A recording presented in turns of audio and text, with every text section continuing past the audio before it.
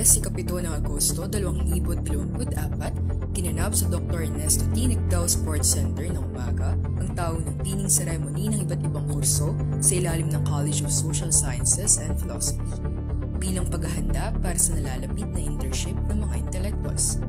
Dinaluhan ng 621 mga estudyante, guro, magulang at mga bisitang opisyal ang nasabing seremonya.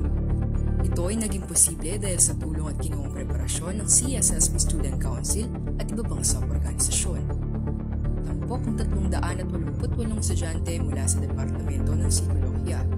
Sinundan naman ang 31 estudyanteng nagmula sa Human Services Program. Aming nakapanayam ang Director ng Psychology Society na si Binibining Fela May Calyan alinsunod sa nasabing seremonya. So yung pinning ceremony, isa talaga siya sa anticipated events namin 4 years kasi it marks the beginning and actually the end. And na siya nung puro lang kami nasa libro, nasa classroom.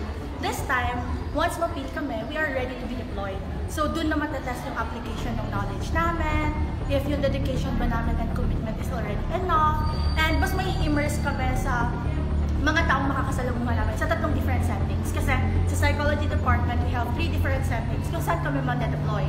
We have educational, clinical, and industrial. So, yung pinning ceremony na to, it symbolizes the hard work, the dedication, the perseverance of each student, and of course, with the faith and love and care of the faculty and the parents themselves who are there behind us.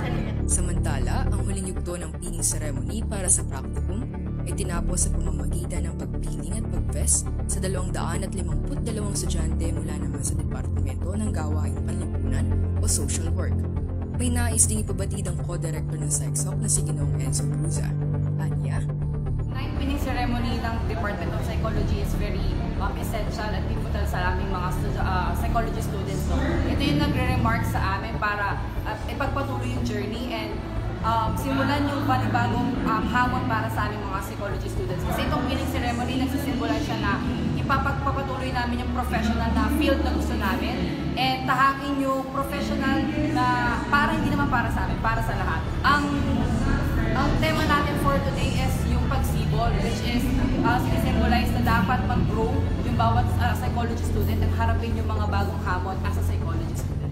Ayon naman kay Dr. Nelly N. Pilaw, ang dean ng kolehiyo, ang seremonyang ito ay higit pa sa isang formal na pagkilala, kundi isang hakbang patungo sa pagiging tapat sa paggawa ng positibong epekto habang sila ay papasok sa kanilang praktikum.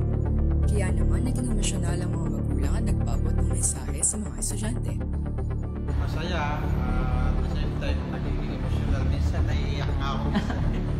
Pag naririnig ko yung parang marcha na tinatawag sila, nag-taking sila.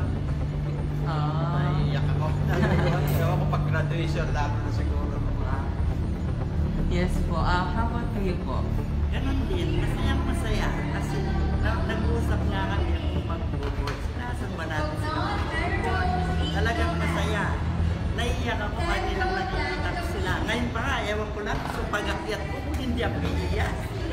Ako si SJ Riz mula sa Radyo Escolar at Public and Media Affairs Unit ng DOVSU, nag-uulat.